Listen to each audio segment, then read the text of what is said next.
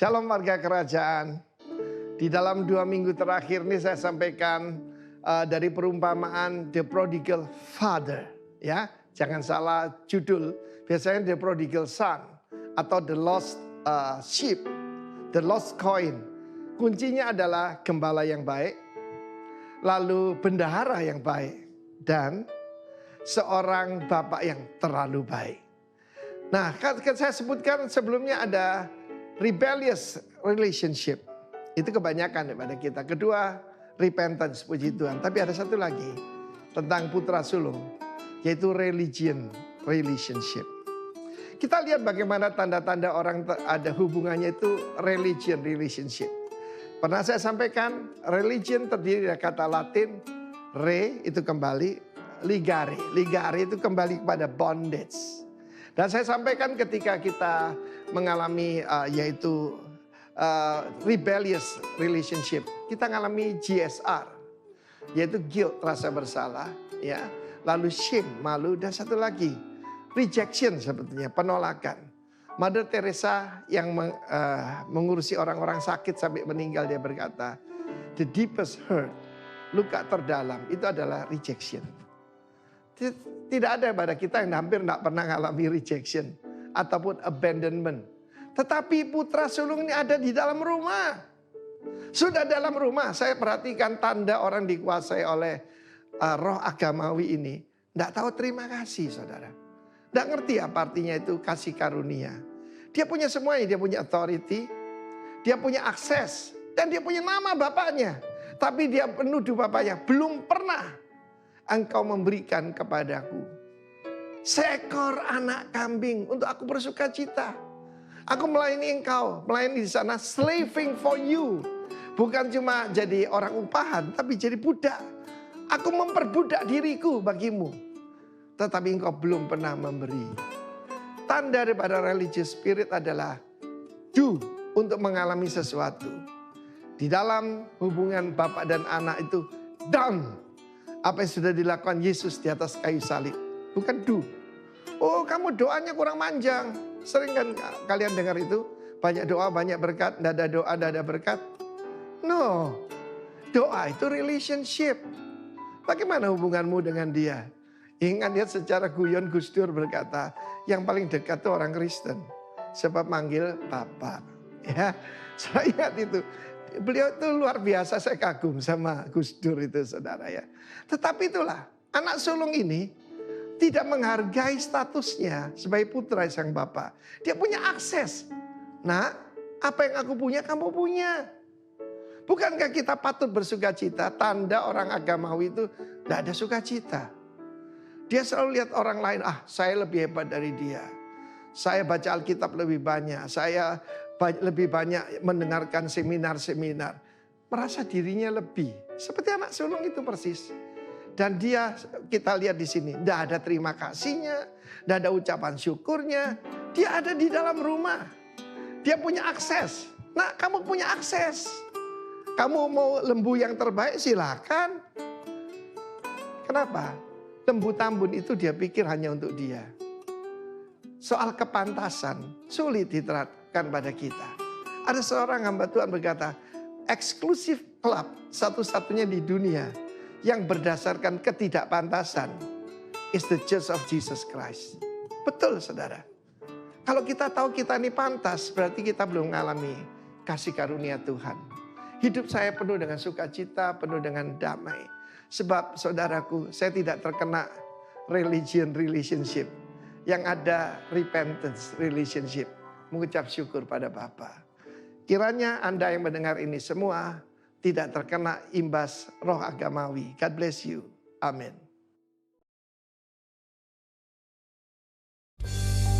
Hari ini selalu menjadi hari perayaan.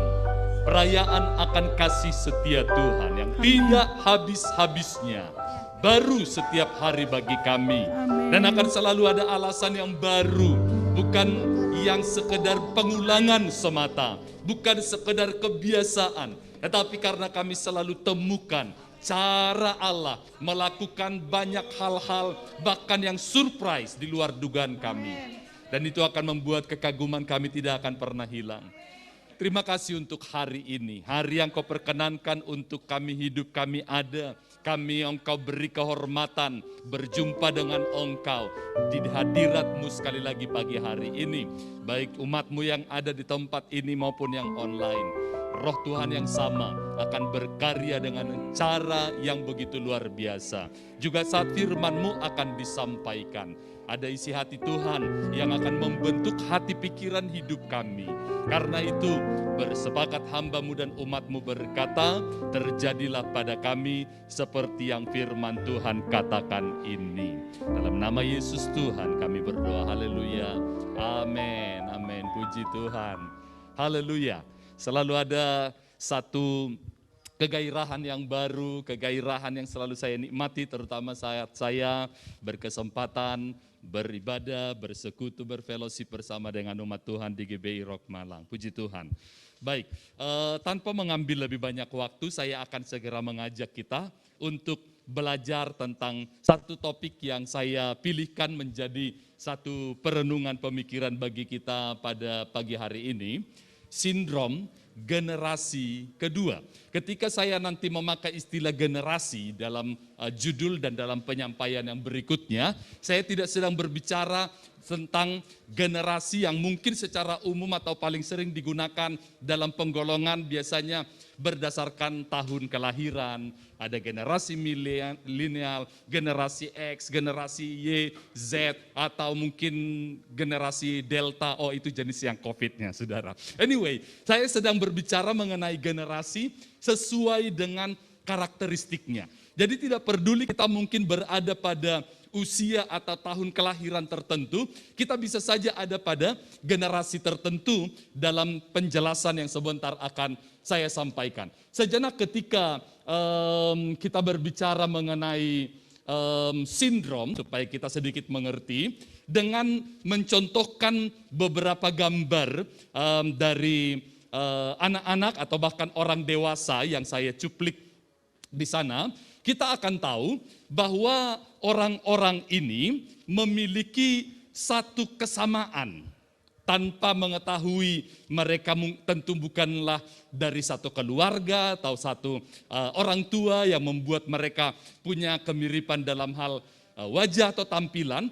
Tetapi kita bisa melihat bahwa mereka ini meskipun bahkan dari berbagai kota negara atau di mana saja punya kesamaan.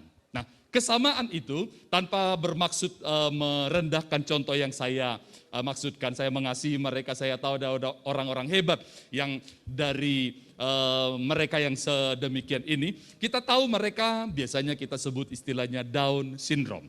Nah, ketika kita memakai kata sindrom di sini, maka kita bisa menemukan satu definisi sederhana lebih dulu. Sindrom itu menurut kamus, itu himpunan gejala atau tanda yang terjadi serentak atau muncul bersama-sama dan menandai ketidaknormalan tertentu. Berarti ada sesuatu yang tidak normal ketika kita memakai istilah sindrom ini. Hal-hal seperti emosi atau tindakan yang biasanya secara bersama-sama membentuk pola yang dapat diidentifikasi. Kamus Besar Bahasa Indonesia ini menolong kita untuk bisa menangkap ketika dari satu tampilan atau mungkin praktik tertentu atau dalam contoh yang saya munculkan secara foto saja dari ciri fisik. Ya, kalau dahinya lebar, jarak hidung atau juga mungkin pesek atau beberapa ciri yang selalu sama di antara mereka, maka kita tahu ada sindromnya. Tentu saya tidak sedang berbicara mengenai sindrom dengan gejala-gejala atau ciri-ciri yang memiliki kesamaan dalam hal fisik, terutama karena saya sedang berbicara mengenai sindrom generasi kedua. Saat kita memakai kata generasi kedua, itu berarti minimal akan ada generasi pertama.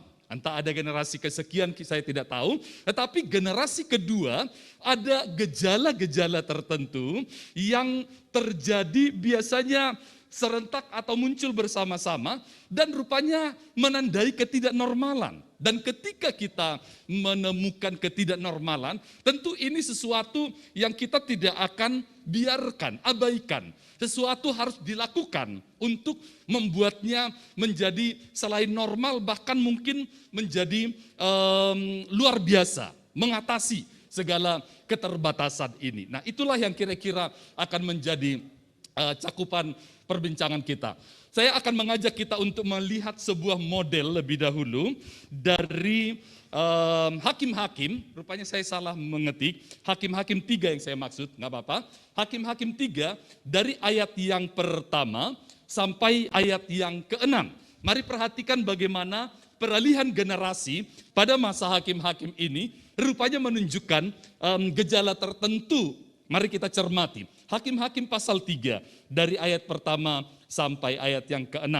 Inilah bangsa-bangsa yang dibiarkan Tuhan tinggal untuk mencobai orang Israel itu dengan perantaraan mereka, yakni semua orang Israel yang tidak mengenal perang Kanaan. Ada cirinya di sini. Maksudnya hanyalah supaya semua keturunan-keturunan generasi orang Israel yang tidak mengenal perang, yang sudah dilatih berperang oleh Tuhan. Ayat 3 yang tinggal ialah kelima raja kota orang Filistin dan semua orang Kanaan, orang Sidon dan orang Hewi yang mendiami pegunungan Libanon. Dari gunung Baal Hermon sampai ke jalan yang menuju ke Hamat. Ayat yang keempat, mereka itu ada di sana supaya ia mencobai orang Israel dengan perantaraan mereka untuk mengetahui apakah mereka mendengarkan perintah yang diberikan Tuhan kepada nenek moyang mereka dengan perantaraan Musa. Demikianlah orang Israel itu diam di tengah-tengah orang Kanaan, orang Het, orang Amori, orang Feris, orang Hewi, dan orang Yebus. Mereka mengambil anak-anak perempuan orang-orang itu menjadi istri mereka dan memberikan anak-anak perempuan mereka kepada anak-anak lelaki orang-orang itu serta beribadah kepada Allah orang-orang itu.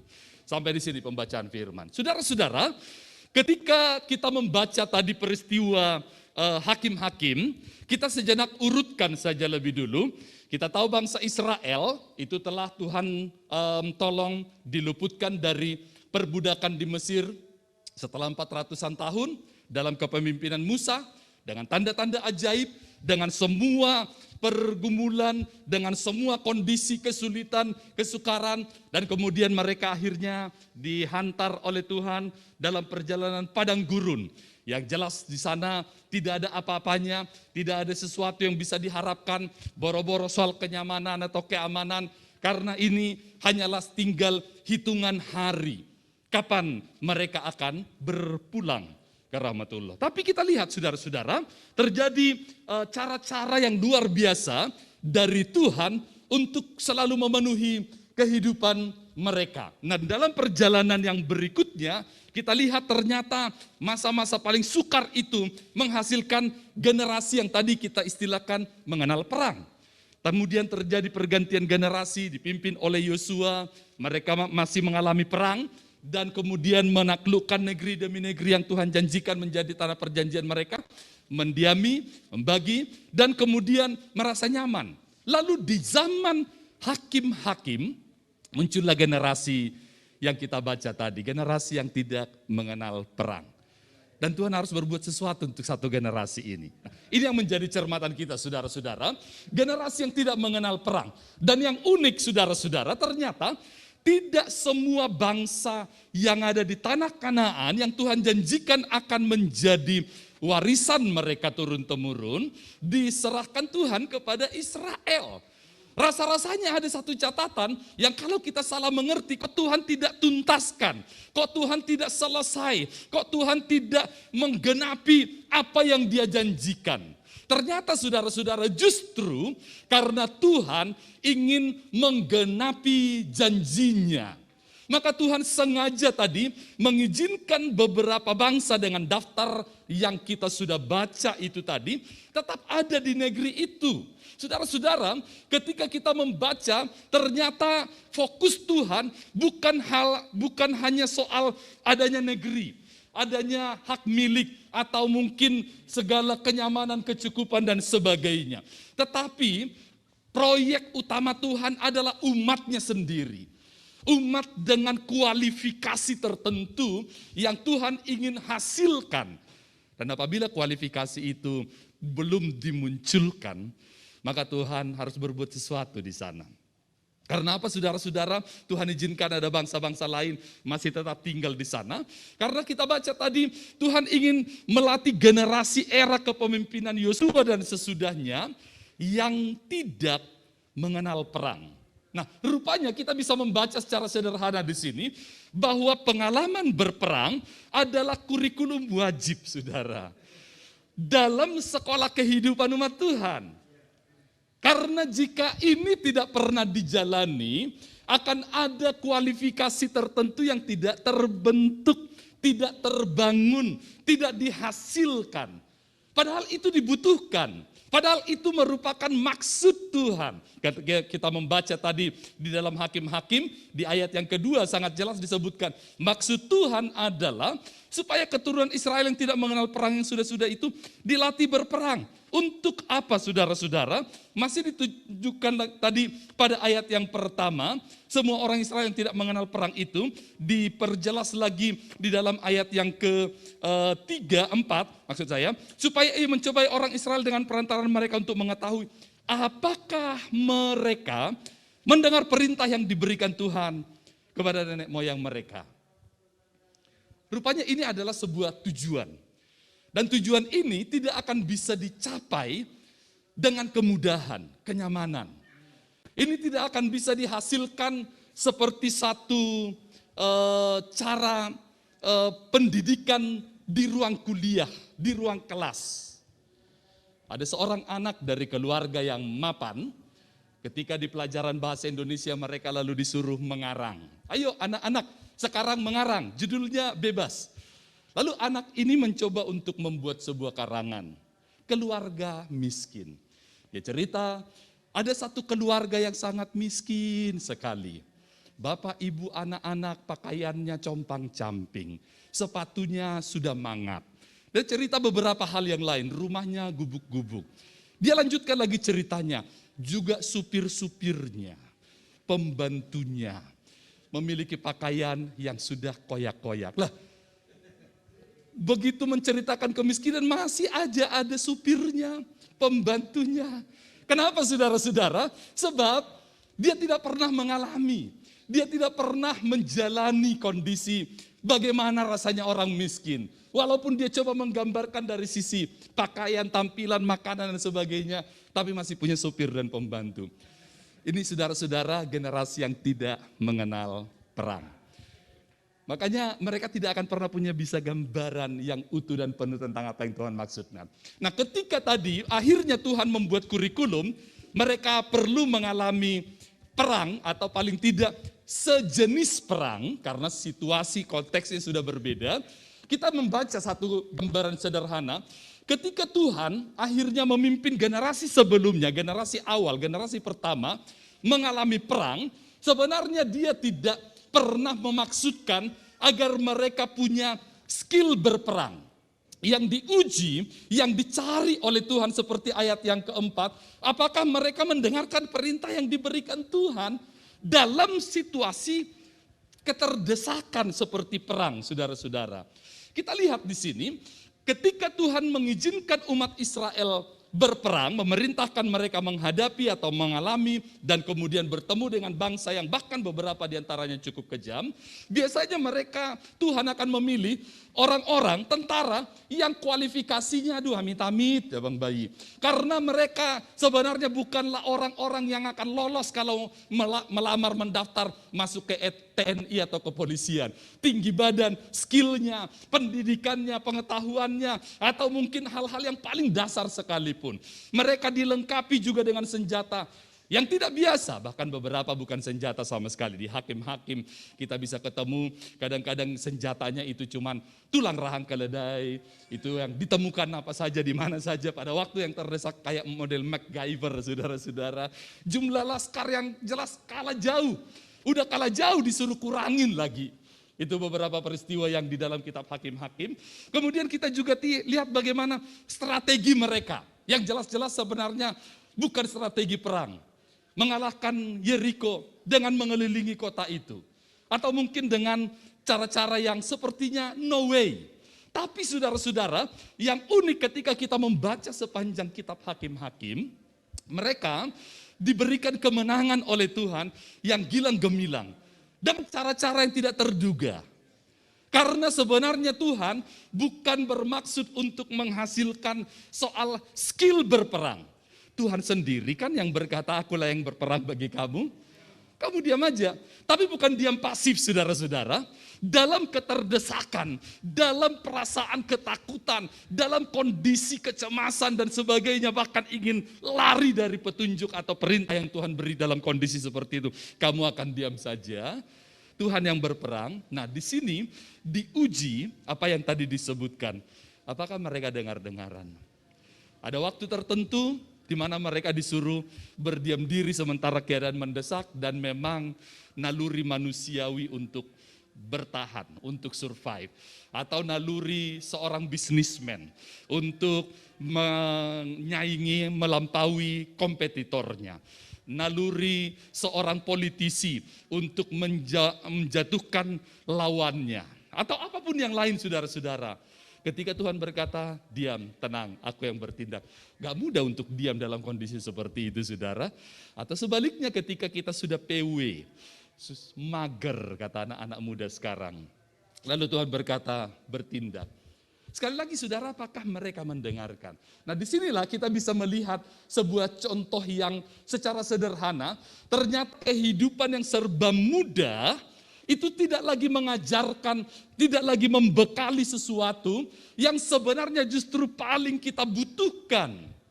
Kekuatan, ketekunan, itu tidak bisa didapatkan hanya dari pembelajaran, bahkan dalam satu khotbah, atau mungkin dengan tumpang tangan.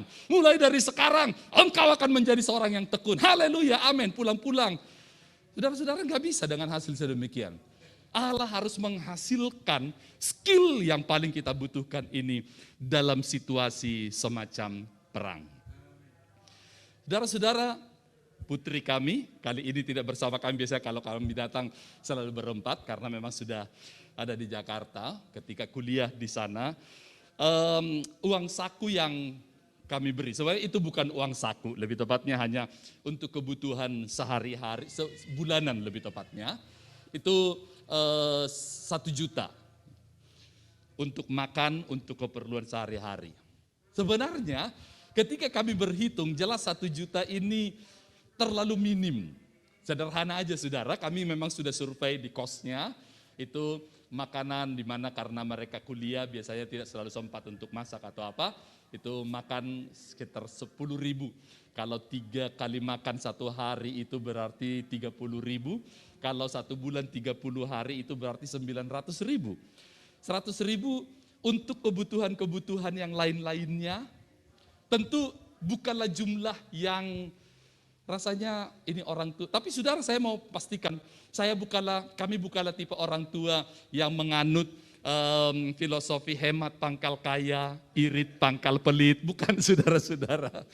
Tapi ketika kami mungkin memberi jumlah yang membuat dia merasa tidak lagi perlu melipat lututnya, berdoa untuk sesuatu, kemudian menggunakan akal budi yang ada, yang Tuhan anugerahkan untuk bisa berbuat sesuatu dan menghasilkan daya kreativitas, daya juang, maka saudara-saudara bahkan ketika dia sudah menjadi sarjana atau bahkan kelak mungkin menjadi magister atau doktor, dia tidak punya skill yang sebenarnya dibutuhkan untuk bisa selain survive bahkan menjadi unggul. Dan kami bisa melihat saudara-saudara, dia menjadi sangat kreatif, sesuatu yang tidak bisa dihasilkan di rumah orang tuanya, yang boleh dikatakan setidaknya cukup, nggak perlu mikirin, nggak perlu ngapain, pokoknya itu sudah taunya tersedia, for granted saudara-saudara. Dia mulai berpikir, jumlah segini sih terlalu, kalau nggak dibilang kekurangan mungkin enggak, tapi terlalu ngepas. Padahal kebutuhan masih ada plus-plus, belum lagi kalau sesekali pengen menikmati ekstra, biasanya dia manfaatkan kalau papanya datang, itu adalah kesempatan untuk daftar belanja yang sudah dihapus kali ini muncul lagi. Atau makanan yang beberapa kali cuma lihat aja, lalu kali ini ini Pak, kali ini saudara-saudara. Tetapi tentu itu tidaklah sesuatu yang terus-menerus bisa dimanfaatkan. Mereka menjadi sangat kreatif, menggunakan dana masing-masing dari anak-anak kos. Kemudian kalau pengen pizza, kenapa harus mikirin PHD, Pizza Hut delivery. Mereka belajar membuat sendiri di sana. Ketika dengan anggaran yang sedemikian 30.000 per hari katakanlah demikian, ternyata itu bisa menjadi berhari-hari. Karena mereka bisa memasak nasi, lalu lauknya masak bersama, atau apapun. Mereka bisa atur segala sesuatunya. Dan masih lebih, setiap kali saya telepon, kami bertelepon dan bertanya, kamu udah makan? Makan apa? Dan sebagainya. Kadang-kadang lebih enak dari rumah kami, saudara. Dengan anggaran yang sedemikian. Nah ini sebenarnya dibutuhkan. Sebab akan ada masa yang saya percaya Tuhan izinkan kelak. Di mana barangkali bukanlah soal ketersediaan segala sesuatunya. Saya ingat ada satu masa ketika kami harus mengambil keputusan yang cukup berat, melepaskan yang saya bisa sebut sebagai sumber penghidupan dalam satu periode tertentu di lembaga di mana saya mengabdi dan melayani. Dan kemudian itu adalah masa yang benar-benar kalau sekian lama tanggal 1 tanda tangan, otomatis gaji sudah datang, kali ini nggak ada tanggal 1, saudara.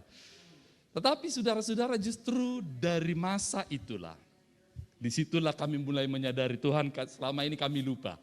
Kami lupa untuk datang kepada Tuhan. Kami lupa untuk kemudian berkomunikasi dengan Tuhan. Dan ketika hari-hari itu kami menjadi lebih intensif dalam relasi dengan Tuhan. Bulan-bulan itu memang gak ada tanggal 1, tapi Tuhan masih punya yang tanggal 7, tanggal 13 yang konon tanggal sial, tanggal tua kayak 30, 31. Dan apa yang kami bisa terima dari yang kami telah lepaskan, itu bisa kadang-kadang 3 kali lipat, 5, 6, kadang-kadang lebih, setengah dari yang sebelumnya. Tetapi saudara-saudara, hari-hari itu menjadi hari yang penuh kegairahan. Karena kami selalu menemukan cara-cara yang Tuhan memang kerjakan untuk menghasilkan sesuatu yang memang Tuhan mau hadirkan. Karena itulah saudara, ada waktu-waktu tertentu Tuhan akan mengizinkan troublemaker di tengah kita, di dalam perjalanan hidup kita, dalam relasi dengan orang-orang di sekeliling kita. Untuk apa saudara? Supaya kita dilatih untuk berperang, kata kunci yang kita temukan dari ayat yang kita sudah baca itu. Saudara-saudara, inilah yang Tuhan sebenarnya ingin hasilkan. Saya ingat beberapa waktu yang lalu saya pernah bercerita ini, waktu khotbah di sini, kisah ikan tuna dan hiu, tentang orang Jepang yang memang sangat menyukai ikan tuna, terutama tuna yang mereka paling sukai itu kalau bukan yang sudah dimasak, diolah, tetapi yang masih segar, masih mentah, masih rasa aslinya itu benar-benar apa adanya. Seperti kalau dibuat dalam sushi begitu saudara-saudara. Dan karena di Jepang memang tidak banyak tuna, mereka selalu harus mengimpornya, dan yang salah satu terbanyak itu dari Indonesia. Cuman ketika sudah ditangkap, lalu kemudian dibekukan, dikirim, mereka berkata nggak enak. Karena rasanya mungkin juga aromanya dan kesegarannya udah berbeda daripada kalau masih dalam benar-benar dalam bentuk yang fresh ditangkap dan sesegera mungkin disajikan. Lalu kemudian dipikirkanlah mengapalkan ikan ini dalam kondisi yang masih hidup, ditangkap hidup-hidup, lalu semacam akuarium besar dikapalkan ke sana. Memang masih hidup saudara-saudara. Tetapi mereka tetap berkata rasanya masih beda. Kenapa beda? Karena dalam perjalanan beberapa hari sampai di sana, ini kan ikan sudah dalam kondisi yang memang digemukkan, dibuat nyaman, dibuat dalam kondisi makannya, kondisi lingkungan tinggalnya dan semuanya serba nyaman. Makanya geraknya kan bisa dilihat santai begitu. Cuman menyebabkan tuna yang begini ini obesitas, saudara. Rasanya beda, berlemak dan sebagainya. Lalu akhirnya didapatkanlah sebuah ide. Kalau begitu, kita harus mendapatkan tuna yang seperti baru ditangkap dari laut. Cuman gak mungkin saudara-saudara. Apa yang dilakukan? Mereka dapat ide. Dimasukkanlah ke dalam akuariumnya ini hiu. Sebenarnya tuna dan hiu itu, apalagi hiu yang kecil, ini bukan saling memangsa, tapi gak pernah akur. saling mengganggu. Dan akibatnya apa saudara-saudara? Selama ada hiu di sana, maka si tuna ini nggak akan pernah merasa nyaman. Ketika dia mulai santai gitu, ada hiu di sana, harus pindah, harus geser, harus apa. Dan ketika selama perjalanan pengapalan ke sana, tuna yang seperti ini justru terus bergerak karena memang begitulah naturnya di lautan bebas sana. Dan orang Jepang berkata, nah ini dia tuna paling enak. Karena dia dihasilkan dari seperti apa yang ikan yang terus bergerak. Dan dihasilkanlah tuna paling mahal. Ketika Tuhan hadirkan kondisi, situasi atau orang-orang tertentu dalam hidup saudara, itu dimaksudkan hiu untuk menghasilkan nilai tertinggi dalam hidupmu. Nilai yang tertinggi. Bisa jadi itu adalah orang terdekatmu, suami atau istri, anak, tetangga, orang satu gereja, atau siapa saja, teman satu kantor, tapi dihasilkan yang terbaik dari hidup saudara. Nah, saudara, saya ingin mencontohkan sebuah pola bagaimana Bapak leluhur kita ternyata memberikan satu ciri mengenai generasi pertama dan generasi kedua ini, dan apa yang Tuhan lakukan untuk memperbaiki sindrom yang ada pada generasi kedua. Mari kita sejenak memulai seperti apa sebenarnya generasi pertama, yaitu Abraham. Generasi pertama selalu memiliki satu ciri, generasi perintis, generasi pekerja keras. Mereka adalah orang-orang yang memulai sesuatu dengan ketiadaan atau betapa minimalnya modal bekal yang ada. Dan ketika mereka memulai sesuatu, itu harus mengalami perubahan hidup yang sedemikian drastis. Sesuatu yang dalam hal iman juga sebenarnya generasi-generasi pertama dalam kekristenan selalu mengalami hal yang sedemikian ini. Dan kita juga bisa melihat mereka orang-orang yang memang tidak dibekali banyak. Mereka memulai bahkan seperti petugas SPBU selalu berkata, mulai dari nol ya Pak, gitu ya. Mereka tidak punya mentor, mereka tidak punya model minimal sebagai acuan, mereka tidak punya, sudah pernah ada orang seperti Abraham pada waktu dipanggil oleh Tuhan, tinggalkan negerimu, Ur Kasdim, ke negeri yang akan kutunjukkan. Tidak ada apapun yang kita daftarkan, semua yang mungkin dibutuhkan untuk setidaknya minimal survei awal, informasi, atau internet dan segala macamnya, atau orang-orang yang berpengalaman, atau orang-orang yang membekali dan sebagainya. Sama sekali saudara, minim referensi. Dan kita lihat mereka juga sebenarnya tidak punya banyak pertimbangan. Oleh karena memang ketika Tuhan memanggil, responnya take it or leave it. Dan saudara-saudara, meski dalam kondisi seperti ini, mereka menjadi orang-orang bondo nekat saudara. Cuman bedanya dalam satu hal Abraham dengan boneknya tetangga kita sebelah sana itu, adalah bonek itu gak ada perencanaan, pikiran, pertimbangan apapun, pokoknya lihat nanti. Sementara Abraham betul nekat, tetapi karena dia tahu Tuhan yang memanggil, dan ini bisa menjadi sebuah landasan untuk melanjutkan kehidupan. Dan kita tahu akhirnya bagaimana Tuhan memberkati hidup Abraham. Nah, yang menjadi pertanyaan, dengan begitu minimnya modal bekal, dengan tiadanya mentor, model, dan semua yang mungkin dibutuhkan untuk keberhasilan usaha yang dia lakukan, apa sebenarnya yang dimiliki oleh Abraham, si generasi pertama? Sebenarnya kalau kita membaca lebih cermat, maka kita akan temukan catatan modal utama Abraham justru adalah mezbah. Setiap kali Abraham mengawali tahap baru, memulai memasuki wilayah baru, ekspansi ke jenis yang baru, Abraham selalu dicatat membangun mezbah bagi Tuhan. Lihat bagaimana Kejadian 12 ayat 7 ini masihlah tahapan pertama dari kehidupannya setelah dia dipanggil oleh Tuhan. Ketika itu Tuhan menampakkan diri kepada Abraham, maka didirikannya di situ mezbah bagi Tuhan yang telah menampakkan diri kepadanya. Kemudian ia pindah dari situ, katanya pada peristiwa yang berikut. Lalu apa yang dia lakukan? Ia mendirikan mezbah di situ bagi Tuhan untuk apa? Memanggil nama Tuhan. Sekali lagi kita lihat, bahkan kalau daftar ayatnya kita baca yang saya referensikan di sana, kita akan temukan bahwa inilah yang rupanya terus-menerus dilakukan oleh Abraham. Tuhan, aku tidak mengerti dengan wilayah ini, bisnis baru ini, orang-orang yang ada di sini.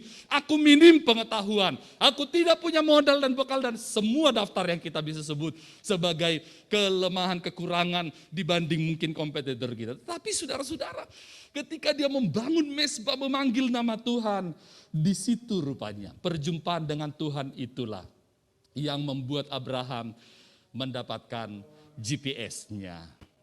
Saudara tahu kan GPS, goblok pasti sampai katanya. Saya baru pertama kali ke tempat ini tapi nggak terlalu sulit karena sudah ada GPS. Pokoknya disuruh belok kiri, belok kanan, ikuti aja, nyampe kok saudara-saudara. Saudara-saudara, di sana sebenarnya Tuhan yang sudah melihat jauh ke depan sama seperti GPS ini yang karena diposisikan global gitu, global positioning system. Maka dia bisa melihat sebelum kita sampai, termasuk sampai kepada kemacetannya warna merah gitu, ditunjukkan di sana. Bahkan kemudian kalau ada jalan alternatif, kalau ini macet, itu juga diberitahu. Tentu kita yang berhadapan langsung di lapangan gak bisa melihat itu. Tapi dari atas sana satelit bisa membacanya. Satelit bisa membaca masa Tuhan gak sih saudara? Dan kalau kita bertemu dengan dia di mezbahnya, kita dapatkan petunjuk-petunjuk itu. Kita dibekali dengan sesuatu yang memang kita butuhkan, kita perlukan. Nah saudara-saudara, tidak heran bagaimana dengan usaha upaya yang memang dilakukan, kita memang mencatat Tuhan memberkati kerja keras dan iman Abraham yang membuat generasi pertama ini bahkan sampai dijadikan seperti satu model. Kan sampai anak-anak sekolah minggu pun masih menyebutkan Bapak Abraham. Lagu Bapak Abraham, Bapak orang percaya sebagai satu model. Dan Yesus ketika diperkenalkan silsilahnya, inilah Yesus Kristus, anak Abraham dan nanti juga disebutkan anak Daud. Anak Abraham. Saudara-saudara, ketika perjanjian baru nanti mencatat mengenai hal pembenaran iman, Abraham selalu menjadi modelnya kelak. Abraham tidak punya model secara khusus, tapi dia menjadi model. Generasi pertama akan memiliki ciri ini. Saya bisa menyebutkan ayah saya almarhum adalah seorang yang generasi pertama dalam hal iman. Dia dipanggil oleh Tuhan untuk meninggalkan pekerjaan yang sudah cukup nyaman dan mapan di perkebunan. Dan demi panggilan ini dia tinggalkan semua itu. Memulai hidup dengan benar-benar dalam segala keminimalannya, kekurangannya. Dan meninggalkan segala daftar kenyamanan inventaris yang tadinya dia punyai dan nikmati. Tetapi kemudian dihasilkan generasi-generasi yang tangguh. Ibu saya ketika terpanggil untuk menjadi pelayan Tuhan, menjadi seorang yang lahir baru, dibaptis Roh Kudus. Tapi kemudian juga saudara-saudara harus mengalami aniaya. Bahkan dari satu peristiwa dia dijemput dari gereja di mana dia sedang beribadah waktu itu, di sepanjang jalan dipukul, ditendang, diludahi, dan kemudian beberapa hari dikurung di rumah, di kamar. Tapi apa yang dia lakukan? Dia bersuka cita di sana. Dia bernyanyi, mendoakan keluarganya, dan dalam perjalanan sekian tahun berikutnya, seluruh keluarga besarnya dimenangkan. Ada hal-hal yang dihasilkan oleh generasi pertama. Ketika kita mempelajari generasi kedua yaitu Ishak, saudara, sebenarnya Ishak juga masih mewarisi iman dari generasi pertama, tetapi dengan intensitas yang mulai berbeda. Mengapa saya sebut berbeda? Kalau kita sekedar membandingkan apa yang dicatat pada Kejadian di 26 ayat yang ke-25 saya ingin tunjukkan. Sesudah itu Ishak mendirikan mezbah di situ. Oke, sama dengan Abraham tadi memanggil nama Tuhan.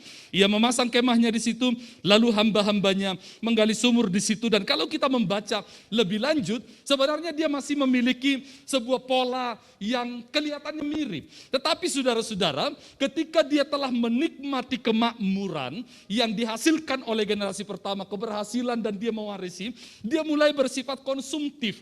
Dia hanya menikmati apa yang sudah ada, dia mulai memiliki budaya instan, mager, malas gerak. PW, posisi enak kata anak-anak muda sekarang. Yang penting happy. Kita bisa membandingkan bagaimana perjalanan yang begitu jauh dengan kaya pengalaman dengan berbagai jenis tipe orang bangsa yang dihadapi oleh Abraham, itu sudah hampir tidak pernah dialami oleh Ishak.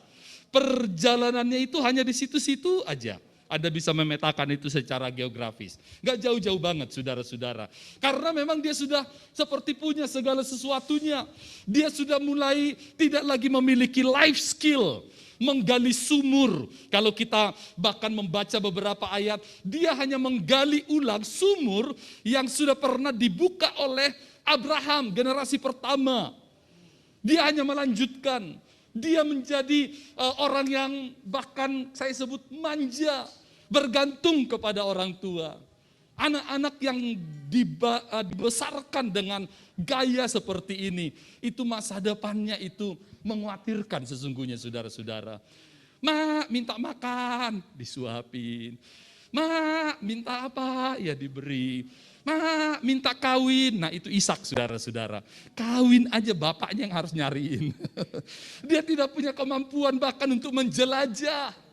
Untuk mencari sesuatu yang bahkan dia sendiri butuhkan saudara-saudara. Dan tidak heran sebenarnya generasi yang Ishak kalau kita membaca dari sejak dia dicatat kelahirannya tidak pernah berperang. Jarang berekspansi. Dia hanya pernah berada di mana bapaknya pernah memulai sesuatu.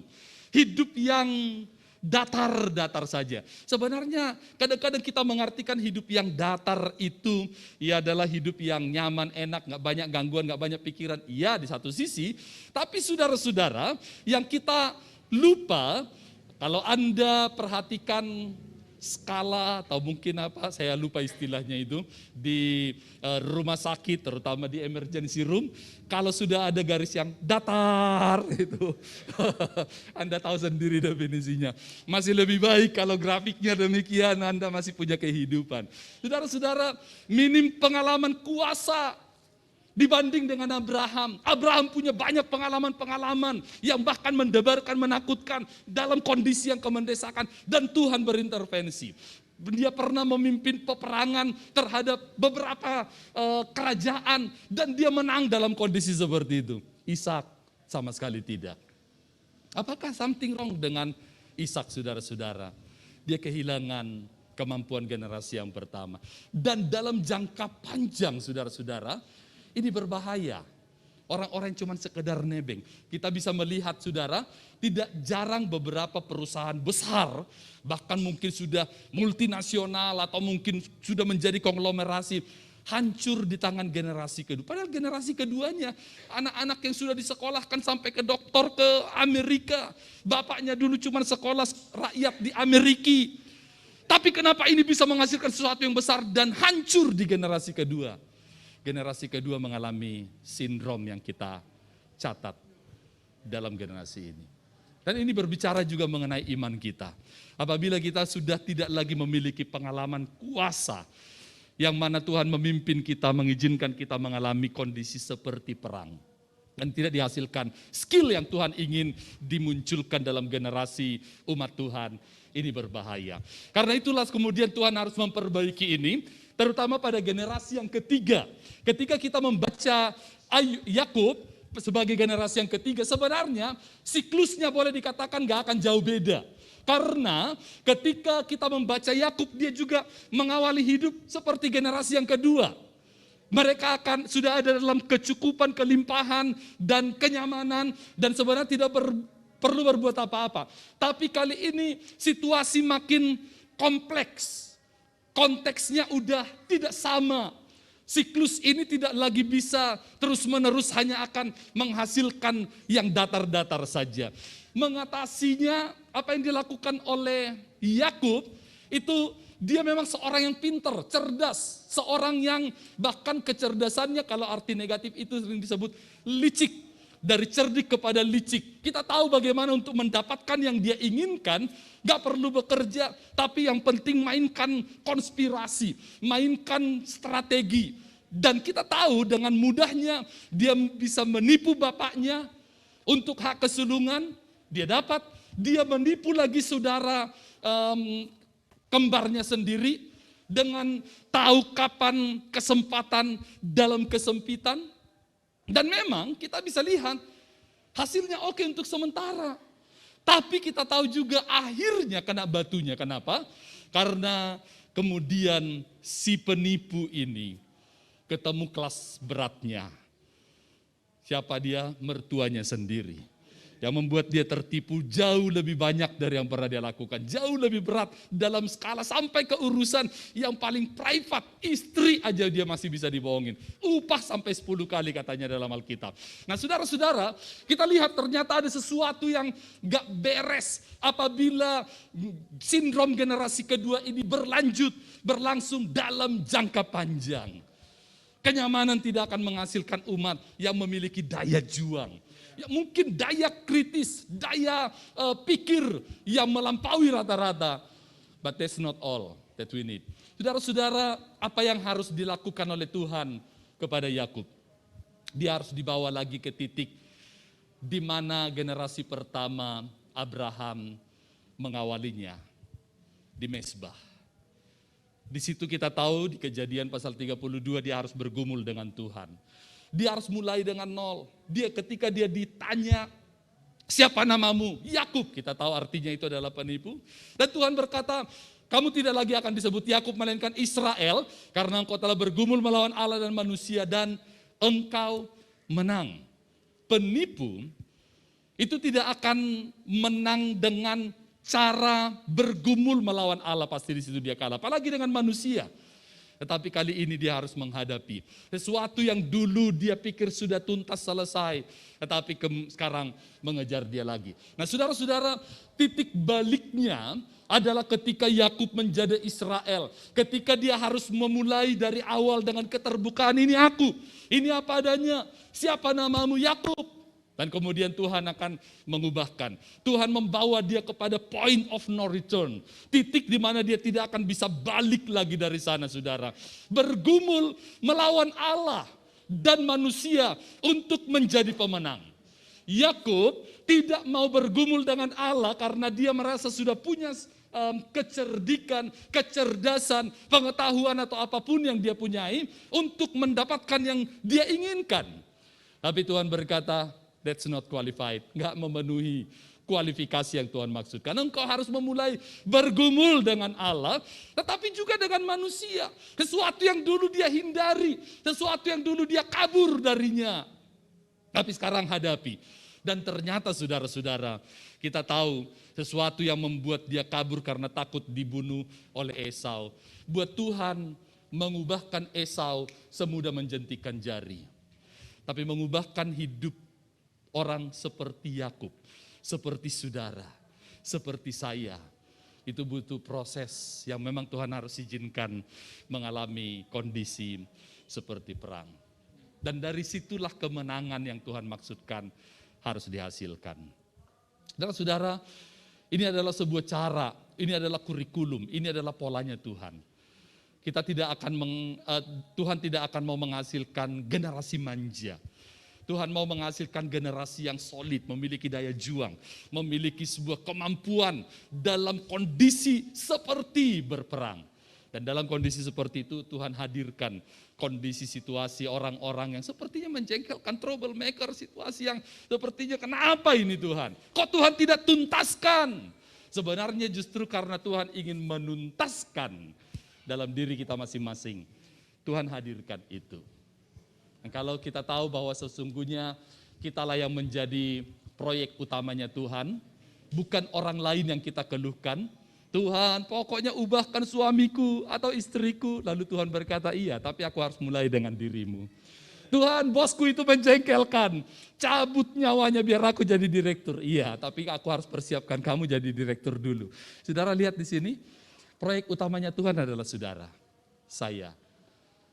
Dan sisanya daftar yang kita keluhkan itu buat Tuhan semudah menjentikan jari.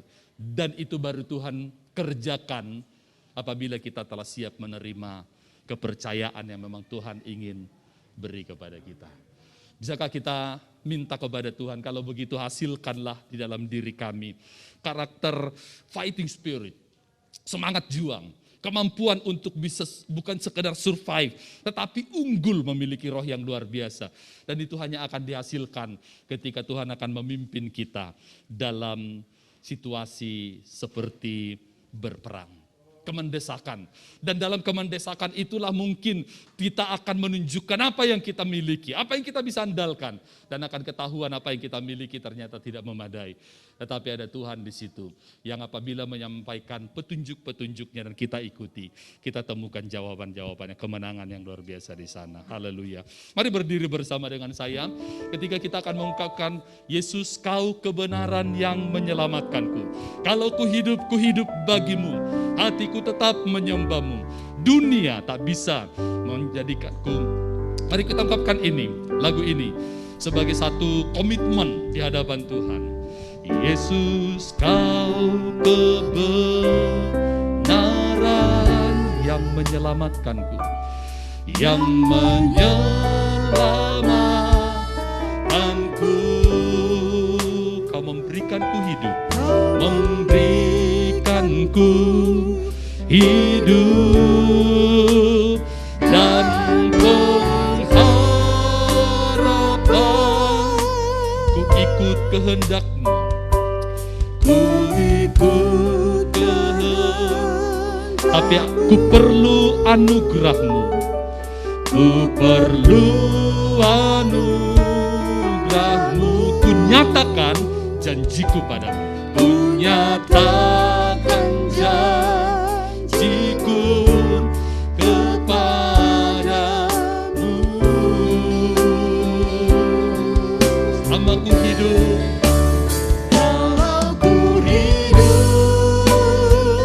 ku hidup bagimu. Hatiku tetap menyembahmu. Dunia tak bisa menjauhkanku dari kasih-Mu. Maka komitmenkan selama aku hidup, ku hidup bagimu. Mataku tetap memandangmu. Dunia tak bisa menjauhkanku dari kasih-Mu. Ketika Tuhan membawamu dalam situasi seperti perang, sesungguhnya Tuhan sedang menghasilkan generasi pemenang. Generasi yang memiliki daya juang, generasi yang kelak menjadi model bagi generasi yang berikutnya, yang akan mengingat, yang akan membuat Anda menjadi inspirasi. Bahkan mereka yang belum mengenal Tuhan pun akan mengingat apa yang Tuhan kerjakan di dalam diri saudara. Tapi itu hanya dihasilkan kalau engkau mau dibawa ke tempat yang lebih dalam. Dan dalam kondisi kemendesakan, masihkah seperti pujian dan model yang kita pelajari ini, matamu tertuju memandang kepada Tuhan atau pada keadaan, kesulitan, kekurangan, keterbatasan, ketidakmampuan? Jika engkau melihat kembali ke tahta Tuhan, sesungguhnya di sana tersedia apapun daftar yang selama ini engkau kaluhkan, ada di sana.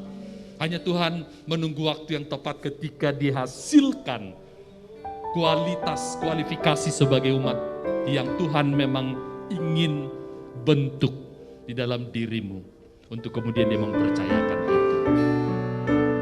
Kalau begitu mari kita minta, hasilkan itu di dalam diriku Tuhan.